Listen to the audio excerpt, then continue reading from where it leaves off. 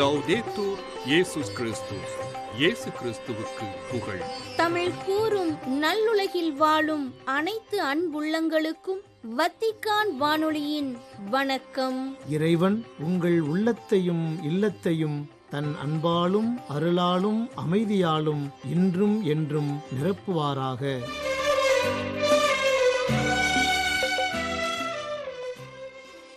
அன்பு நேயர்களே, வத்திக்கான் வானொலி இன்று உங்களுக்கு வழங்க இருக்கும் நிகழ்வுகள் தடம் தந்த தகைமை, விவிலிய தேடல் மற்றும் செய்திகள்.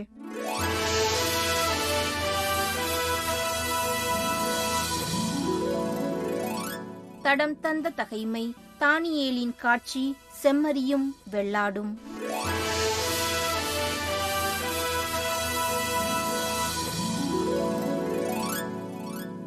முன்பு தோன்றிய காட்சிக்கு பிறகு பெல்சட்சாரின் 3ஆம் ஆட்சியாண்டில் தானியேல் எனும் நான் வேறொரு காட்சி கண்டேன். அந்த காட்சியில் நான் கண்டது பின்வருமாறு: 7ஆம் மாநிலத்தின் தலைநகரான சூசா நகரில் நான் இருந்தேன். அந்த காட்சியில் நான் ஊலாய் ஆற்றின் அருகே நின்று கொண்டிருந்தேன். நான் கண்களை உயர்த்தி பார்த்தபொழுது ஒரு செம்மறிக்கிடாய் அந்த ஆற்றங்கரையில் நிற்க கண்டேன். அதற்கு 2 கொம்புகள் இருந்தன. 2ம் நீளமான கொம்புகள். ஒன்று மற்றதை விட நீளமானது. நீளமானது 2ஆவதாக முளைத்தது. அந்த செம்மறிக்கிடாய் தன் கொம்புகளால் மேற்கு நோக்கியும் வடக்கு நோக்கியும் தெற்கு நோக்கியும் பாய்ந்து முட்டுவதைக் கண்டேன். அதன் எதிரே நிற்க எந்த விலங்காலும் இயலவில்லை. அதன் வலிமையிலிருந்து விடுவிக்க வல்லவர் யாரும் இல்லை. அது தன் விருப்பப்படியே நடந்து தற்பெருமை கொண்டு திரிந்தது.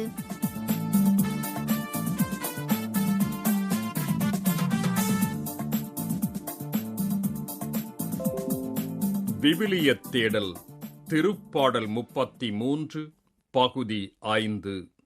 படை பலமின்றி இறை பலத்தால் வெல்வோம்.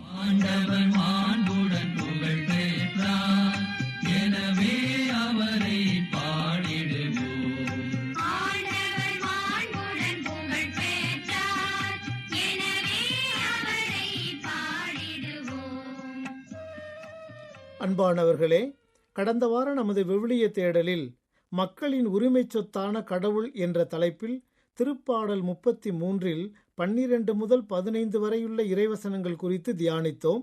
இவ்வாரம் அதனை தொடர்ந்து வரும் 16, 17 ஆகிய 2 இறைவசனங்களை குறித்து தியானிப்போம். இப்போது இறை பிரசன்னத்தில் அவ்வார்த்தைகளை வாசிக்க கேட்போம். தன் படை பெருக்கத்தால் வெற்றி பெறும் அரசருமில்லை, தன் வலிமையின் மிகுதியால் உயிர் தப்பிய வீரருமில்லை. வெற்றி பெற போர்க்குதிரையை நம்புவது வீண், மிகுந்த வலுவுள்ளதாயினும் அது விடுவிக்காது. அன்பர்களே, மேற்கண்ட இந்த 2 இறைவசனங்களிலும் தாவீது அரசர் 2 காரியங்களை நமக்கு குறித்து காட்டுகின்றார். முதலாவதாக, போர்களும் படைபலமும் மட்டுமே ஒரு மன்னரின் வெற்றிக்கு முக்கியமல்ல என்கிறார். இப்போது முதல் காரியம் குறித்து சற்று ஆழமாக சிந்திப்போம். பிரான்ஸ் நாட்டை மாவீரன் நெப்போலியன் 1799 ஆண்டு முதல் 1814 ஆண்டு வரை ஆட்சி புரிந்தார். ஐரோப்பிய நாடுகளை தனது அதிகாரத்தின் கீழ் கொண்டுவரும் பேராசையால் பல போர்களில் ஈடுபட்டார். ஆனால் அவருடைய பேராசைக்கு வாட்டர்லூ போர் முற்றுப்புள்ளி வைத்தது. 1812 ஆண்டு நெப்போலியனின் படை 6 லட்சம் போர் வீரர்களை கொண்ட ஐரோப்பாவின் மிக பெரும் படையாக உருவாகியிருந்தது. எதற்கும் அஞ்சாத போர் வீரர்கள். இந்த நம்பிக்கையில் ரஷ்யாவிற்குள் துணிச்சலாகச் சென்றார் நெப்போலியன். அவர் செய்த மாபெரும் தவறு இந்த போர்தான். பல்லாயிரக்கணக்கான படை வீரர்களை மட்டுமே நம்பி அவர் ரஷ்யாவிற்குள் நுழைந்தார். அப்போது குளிர்காலம் நெருங்கி வந்து கொண்டிருந்தது. ஆனால் தொடக்கத்தில் அது குறித்தெல்லாம் அவர் கவலைப்படவில்லை. அவரது தளரா நம்பிக்கைக்கு முன்னால் எதுவும் துச்சம்தான். அளவு கடந்த ஆவலில் அவர் படை முன்னேறிச் சென்று ஒன்றுமே இல்லாத மாஸ்கோவை கைப்பற்றியது. வெறிச்சோடி போன மாஸ்கோவின் தெருக்கள்தான் அவர்களுக்காக காத்துக் கொண்டிருந்தன. ரஷ்ய மக்கள் நாட்டையே துப்புரவாக துடைத்து வைத்திருந்தனர். ஆதலால் பசிக்கு சாப்பிட எதுவும் இல்லாமல் குதிரைகளையே வெட்டி உண்ண வேண்டிய அவல நிலைக்கு நெப்போலியனின் படைவீரர்கள் தள்ளப்பட்டனர். முக்கியமாக ரஷ்யாவின் குளிர் மிகவும் பயங்கரமான ஒன்று என்பதை நெப்போலியனும் அவரது படைவீரர்களும் அறிந்திருக்கவில்லை. எனவே உயிரை வாட்டியெடுக்கும் அக்கடுங்குளிரை தாக்குப்பிடிக்க முடியாமல் வீரர்கள் சரிந்து விழுந்து இறந்தனர். ஒரே நாளில் மட்டும் 50,000 வீரர்கள் உயிரிழந்தனர். ரஷ்யாவை நோக்கிச் சென்ற 6 லட்சம் படைவீரர்களில் உயிரோடு மீண்டு வந்தவர்கள் ஏறத்தாழ 1.5 லட்சம் பேர் மட்டும்தான். இறுதியாக வாட்டர்லூ போரில் தோல்வியுற்ற நெப்போலியன் அமெரிக்காவுக்கு தப்பிச் செல்ல முயன்றார். ஆனால் ஆங்கிலேயர் அவரை கைது செய்து செயின்ட் ஹெலேனா என்ற தீவில் சிறை வைத்தனர். அங்கு நெப்போலியன் தன் இறுதி காலத்தை கழித்து மரணித்துப் போனார்.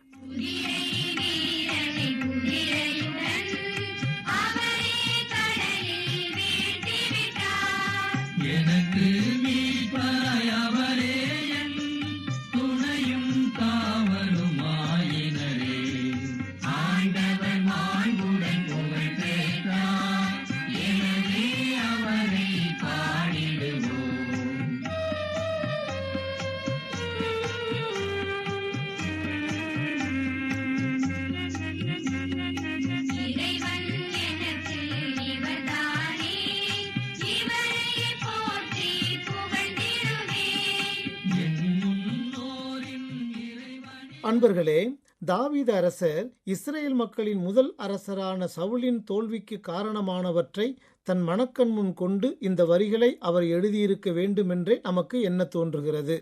நாம் நினைத்ததும் சவுலை குறை கூறிவிட முடியாது. காரணம், சவுலை இஸ்ரேல் மக்களின் முதல் அரசராக கடவுளே தேர்ந்தெடுத்தார். சவுல் அம்மோனியர்கள், பெலிஸ்தியர்கள், மோவாபியர்கள் மற்றும் அமலேக்கியர்கள் உட்பட பல எதிரிகளை தோற்கடித்தார். சிதறிய பூர்வீக இன மக்களை ஒன்றிணைத்து அவர்களுக்கு வலிமையையும் ஆற்றலையும் அளித்தார். அவர் 42 ஆண்டுகள் இஸ்ரேல் மக்களை ஆட்சி செய்தார். சவுல் அரசர் மிகவும் வலிமை வாய்ந்தவராக இருந்தார். தாராள மனமும் கொண்டிருந்தார். அவரது ஆட்சியின் தொடக்கத்தில் அவர் மக்களால் போற்றி மதிக்கப்பட்டார். ஆனால் அவர் மிகவும் உணர்ச்சி வசப்பட்டவராக விவேகமின்றி பல காரியங்களை செய்தார். அவரிடம் விளங்கிய பொறாமை உணர்வு அவரை மூடத்தனத்திற்கும் பழிவாங்கும் செயலுக்கும் ஆட்படுத்தியது. குறிப்பாக அவர் தன்னை அரசராக நிலைநிறுத்திய கடவுளுக்கு எதிராக செயல்பட்டார். கடவுள் மீது நம்பிக்கை வைப்பதை விட தனது படைகள் மீதும் தான் கொண்டிருந்த ஆயுதங்கள் மீதும் அவர் நம்பிக்கை வைத்திருந்தார். மேலும் ஒரு சிறுவனாக தாவீது பெலிஸ்தியர்களின் போர் தளபதியான கோலியாத்தை கொன்றொழித்த போது அது குறித்து பெருமைப்படாமல் அவர் மீது பொறாமை கொண்டார். அது மட்டுமன்றி தாவீதை முற்றிலும் அழித்துவிட தீர்மானித்தார். தாவீதின் வெற்றி குறித்து பெண்கள் ஆடி பாடுகையில், சவுல் 1000 பேரை கொன்றார், தாவீதோ 10,000 பேரை கொன்றார் என்று பாடினர். இந்த வார்த்தைகள் சவுலுக்கு அறவே பிடிக்கவில்லை. அவர் மிகவும் சினமுற்று, அவர்கள் தாவீதுக்கு 10,000 பேர் என்றனர், எனக்கோ 1000 பேர் மட்டுமே என்றனர். அவனுக்கு இன்னும் குறைவாக இருப்பது ஆட்சி ஒன்றுதான் என்று கூறினார். அன்று முதல் சவுல் தாவீதை பொறாமை கண்கொண்டு பார்க்கலானார்.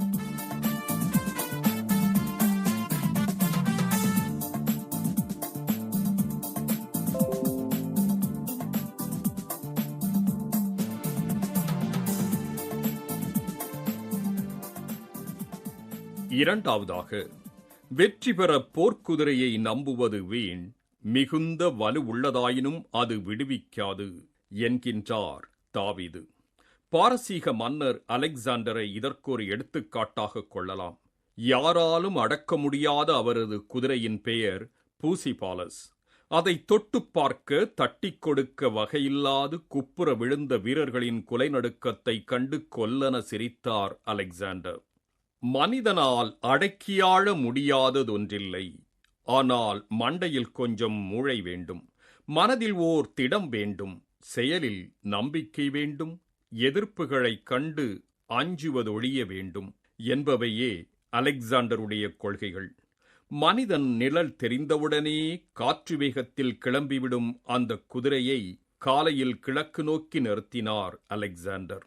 நிழல் குதிரைக்கு முன்னால் போகாமல் பின்னால் போக வேண்டும் என்ற வழியை கையாண்டு குதிரை மேல் ஏறிக்கொண்டார்.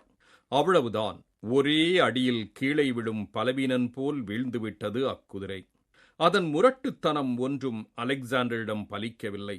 வீரத்தை மட்டுமல்ல, விவேகத்தையும் பயன்படுத்தி குதிரையை அடக்கிவிட்ட அலெக்சாண்டரை பார்த்து, என்னுடைய இந்த சிறிய அரசு உனக்கு போதாது என்றார் பிலிப்பு. அன்றே தான் மிகப்பெரிய மன்னராக வேண்டுமென்ற எண்ணம் அவர் உள்ளத்தில் உதயமாகியது. அவரால் அடக்கி ஆளப்பட்ட குதிரை அவர் சென்ற பல இடங்களுக்கும் கொண்டு செல்லப்பட்டது. அந்த குதிரையின் பெயரைத்தான் இந்தியாவில் வெற்றி பெற்ற ஒரு நகரத்திற்கு வைத்திருந்தார். ஆனால் அந்த குதிரையும் இந்தியாவிலேயே இறந்துவிட்டது மட்டுமன்றி, அந்த குதிரையின் பெயரால் அழைக்கப்பட்ட நகரமும் 4-5 ஆண்டுகளில் அழிந்துவிட்டது. அன்பு நிறைந்தவர்களே, தேர்ப்படைகளும் குதிரைப்படைகளும் கடலில் அழிந்து மூழ்கி போயின என்று விடுதலை பயண நூலில் நாம் வாசிக்கின்றோம். மோசேயின் வழிநடத்துதலில் எகிப்திலிருந்து புறப்பட்ட இஸ்ரேல் மக்களுக்கு எதிராக பார்வோனின் கை ஓங்கிய போது கடவுள் தன் வலிமையின் கரம் கொண்டு அவர்களின் தேர்ப்படைகளையும் குதிரைப்படைகளையும் செங்கடலில் மூழ்கச் செய்தார். ஆண்டவர் மோசேயை நோக்கி, நீர்த்திரள் எகிப்தியர் மேலும் அவர்கள் தேர்கள் குதிரை வீரர் அனைவர் மேலும் திரும்பி வரச் செய்வதற்காக உன் கையை கடல் மேல் நீட்டு என்றார்.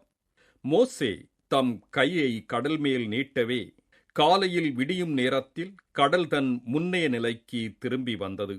அதற்கு எதிர்ப்பட அஞ்சி எகிப்தியர்கள் விரைந்தோடுகையில் ஆண்டவர் எகிப்தியரை நடு கடலில் அமிழ்த்தினார். திரும்பி வந்த நீர்த்திரள் தேர்கள் குதிரை வீரர்கள் மற்றும் கடலுக்குள் துரத்திச் சென்ற பார்வோனின் படைகள் அனைவரையும் மூடிக்கொண்டது. அவர்களில் ஒருவன் கூட தப்பவில்லை. அன்பானவர்களே, அவ்வாறே ஆண்டவரை மட்டுமே முற்றிலும் நம்பி அவரின் துணையோடு அமலேக்கியருக்கு எதிராக போரிட்ட யோசுவா வெற்றி வாகை சூடுவதை பார்க்கின்றோம். மோசேயின் தளர்வுறாத கைகளால் எழுப்பப்பட்ட இறைவேண்டலே அவர்களுக்கு இந்த வெற்றியை தருகிறது. அமலேக்கியரை எதிர்த்து போரிட மோசே கூறியவாறு யோசுவா செய்யவே மோசே, ஆரோன், கூர் என்பவர்கள் குன்றின் உச்சிக்கு ஏறிச் சென்றனர். மோசே தம் கையை உயர்த்தியிருக்கும் போதெல்லாம் இஸ்ரேலர் வெற்றியடைந்தனர். அவர் தம் கையை தளரவிட்ட போதெல்லாம் அமலேக்கியர் வெற்றியடைந்தனர். மோசேயின் கைகள் தளர்ந்து போயின. அப்போது அவர்கள் கல்லொன்றை அவருக்கு பின்புறமாக வைக்க அவர் அதன் மேல் அமர்ந்தார். அவர் கைகளை ஆரோன் ஒரு பக்கமும் கூர் மறுபக்கமுமாக தாங்கிக் கொண்டனர். அவ்வாறாக அவர் கைகள் கதிரவன் மறையும் வரை ஒரே நிலையில் இருந்தன.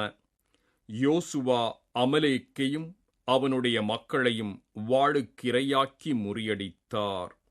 பிரியமானவர்களே, தாவீது அரசர் எடுத்துக்காட்டும் இந்த 2 காரியங்களிலும் நாம் எப்போதும் எல்லாவற்றிலும் கடவுளை மட்டுமே சார்ந்திருக்க வேண்டும் என்றும் அவருடைய அடைக்கலத்தை நாட வேண்டும் என்றும் விரும்புகிறார். இதற்கு பதிலாக நமது சொந்த பலம் மற்றும் ஞானத்தை நம்பியிருக்கும் போது நாம் அழிவின் பாதாள குழிக்குள் விழுந்து மாய்ந்து விடுவோம். ஆகவே நாம் அன்றாடம் சந்திக்கும் அனைத்து எதிர்ப்புகளிலும் இறைபலம் கொண்டு வெற்றி காண இந்நாளில் இறைவனை நோக்கி மன்றாடுவோம்.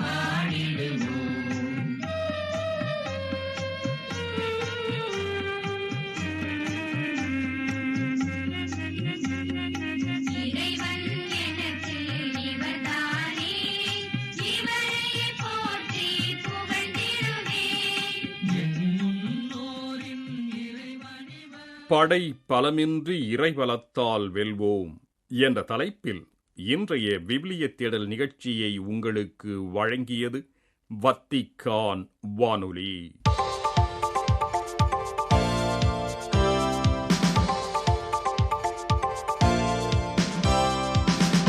செய்திகள். திரு அவையின் உலகளாவிய தன்மையின் பரிமாணம் மற்றும் இறை இரக்கத்தின் பரிமாணத்தை எடுத்துரைக்கும் வண்ணம் யூபிலி ஆண்டானது இருக்கின்றது என்றும் கிறிஸ்துவின் இதயத்திலிருந்து பாயும் இரக்கத்தின் பரிசை பற்றிய தீவிர விழிப்புணர்வை பெறுவதற்கான ஒரு வாய்ப்பாக இருக்கின்றது என்றும் கூறினார் திருத்தந்தை 14ஆம் லியோ.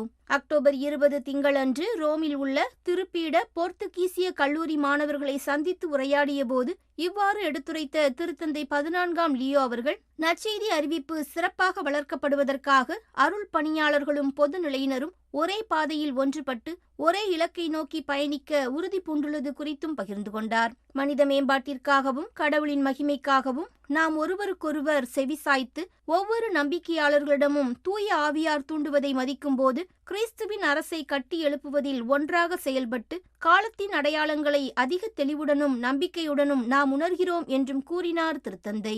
இறையியல், மனித மற்றும் சமூக அறிவியல் பற்றிய தங்களது படிப்பை ஆழப்படுத்த ரோமில் அவர்கள் இருப்பது கேட்கும் கலையில் தங்களை மேலும் மேலும் பயிற்றுவிப்பதை குறிக்கிறது என்றும், கடவுளுடைய சீடர்களான நம்மிடையே ஒற்றுமைக்கு இது மிகவும் முக்கியமானது என்றும் வலியுறுத்தினார் திருத்தந்தை. இயேசு கிறிஸ்துவின் திரு இருதயத்திற்கு அர்ப்பணிக்கப்பட்ட கல்லூரி என்பது இறை இரக்கத்தின் பள்ளி என்றும், இதில் மாணவர்கள் அன்பான சீடரை பின்பற்றுகிறார்கள், கடவுளது அன்பின் துடிப்பை கேட்டு உண்மையான இறையியலாளர்களாக மாறுகிறார்கள் என்றும் தெரிவித்தார் திருத்தந்தை. ஆயர்கள், மறைமாவட்டங்கள், நாடுகளில் வாழும் மக்கள் அனைவரையும் இறைவனிடம் ஒப்படைத்து ஜெபியுங்கள். இறை வார்த்தையை கேட்பதிலும், திருச்சடங்குகளை, குறிப்பாக திருநற்கருணை கொண்டாட்டத்திலும் அதற்கு வணக்கம் செலுத்துவதிலும், ஆன்மீக பகுத்தறிவு மற்றும் சகோதரத்துவ இரக்கத்திலும் இயேசுவுடன் நெருக்கமாக இருங்கள் என்றும் வலியுறுத்தினார் திருத்தந்தை. 7 புதிய புனிதர்களை திரு அவையில் இணைத்த கூட்டு திருப்பலியானது திரு அவையின் ஒன்றிப்பு, இடம், காலம் என்பது ஒவ்வொரு மொழி மற்றும் கலாச்சாரத்தில் உள்ள அனைத்து நம்பிக்கையாளர்களையும் உள்ளடக்கியது என்பதை நமக்கு நினைவூட்டுகிறது என்றும், கடவுளின் மக்களாகவும் கிறிஸ்துவின் உடலாகவும் தூய ஆவியார் வாழும் ஆலயமாகவும் நம்மை ஒன்றிணைக்கிறது என்றும் கூறினார் திருத்தந்தை 14ஆம் லியோ. அக்டோபர் 20 திங்களன்று வத்திக்கான் தூய 6ஆம் பவுல் அரங்கத்தில் புனிதர் பட்ட திருப்பலியில் பங்கேற்பதற்காக வந்திருந்த திருப்பயணிகளை சந்தித்த போது இவ்வாறு கூறிய திருத்தந்தை 14ஆம் லியோ அவர்கள், ஆங்கிலம், இத்தாலியம், இஸ்பானியம் என பல மொழிகளில் தனது கருத்துக்களை அவர்களுக்கு எடுத்துரைத்தார். அர்மேனிய பேராயரான புனித இக்னேசியஸ் மலோயன் அவர்கள் கிறிஸ்துவின் இதயத்திற்கு மிகவும் விருப்பமான மெய்ப்பராக இருந்தார் என்றும், மிகுந்த சிரமமான காலங்களில் தனது மந்தையை கைவிடாது நம்பிக்கையில் அவர்களை பலப்படுத்த ஊக்குவித்தார் என்றும் கூறினார் திருத்தந்தை. விடுதலை செய்யப்பட வேண்டுமெனில் மதம் மாற வேண்டும், கிறிஸ்தவத்தை துறக்க வேண்டும் என்று கட்டாயப்படுத்தப்பட்ட போதும் கூட அதனை ஏற்காது நம்பிக்கையில் உறுதியோடு இருந்தார் என்றும், கற்களை போன்ற உறுதியான நம்பிக்கை கொண்ட அர்மேனிய மக்களுக்கு புதிய புனிதர் நல்லிணக்கம் மற்றும் அமைதியின் பலனை தரட்டும் என்றும் தெரிவித்தார் திருத்தந்தை. பாப்புவா நியூகினி மக்களின் ஆழ்ந்த நம்பிக்கையை புனித பீட்டர் தோரோத்தில் அவர்கள் பிரதிபலிக்கிறார் என்றும், பல்வேறு சிரமங்களுக்கு மத்தியில் ஜபத்தில் உறுதியுடன் நிலைத்திருந்த அவரிடம் நம்பிக்கையின் உண்மைகளை பாதுகாக்கவும், சோதனைகளில் எப்போதும் கடவுளிடம் நம்மை ஒப்படைக்கவும் அவரது அருளை நாடுவோம் என்றும் கூறினார் திருத்தந்தை. புனித ஜோஸ் கிரெகோரியோ ஹெர்னாண்டஸ் மற்றும் புனித கார்மென் ரெண்டிலஸ் அவர்களின் ஊரான வெனிசுலா மக்கள் அனைவரும் ஒரே தாயகத்தின் குழந்தைகளாகவும் சகோதர சகோதரிகளாகவும் தங்களை அங்கீகரித்து புனிதர்கள் வாழ்ந்த நற்பண்புகளின் வெளிச்சத்தில் நிகழ்காலத்தையும் எதிர்காலத்தையும் சிந்திக்க இறைவனை ஒரு வலுவான தூண்டுதலாக கொள்ளவும் வலியுறுத்தினார் திருத்தந்தை. நம்பிக்கை வாழ்க்கையின் உண்மையான அர்த்தத்தை கண்டறிய உதவுகிறது என்று கூறிய திருத்தந்தை அவர்கள், நோயாளிகள், ஏழைகள் மற்றும் சிறியவர்களுக்கு பணியாற்றுவதன் வழியாக அந்நம்பிக்கையை கட்டியெழுப்ப புதிய புனிதர்கள் நமக்கு வலியுறுத்துகிறார்கள் என்றும் கூறினார். என்னுடன் வாழ்பவர்கள் என்னைப் போலவே அவர்களும் தூய வாழ்விற்கு அழைக்கப்படுகிறார்கள். எனவே நாம் அவர்களை முதலில் சகோதர சகோதரிகளாக மதிக்கவும் அன்பு செய்யவும் வேண்டும் என்றும், வாழ்க்கை பயணத்தை பகிர்ந்து கொள்ள வேண்டும், சிரமங்களில் ஒருவருக்கொருவர் ஆதரவளிக்க வேண்டும், மகிழ்ச்சியுடன் கடவுளின் அரசை கட்டி எழுப்ப வேண்டும் என்றும் எடுத்துரைத்தார் திருத்தந்தை. நேயர்களே, இத்துடன் வத்திக்கான் வானொலியின் தமிழ் ஒலிபரப்பு நிறைவு பெறுகின்றது. தொடர்வது அதன் மலையாள நிகழ்ச்சிகள். உங்களது ஆர்வமுள்ள செவிமடுத்தலுக்கு நன்றி. வணக்கம்.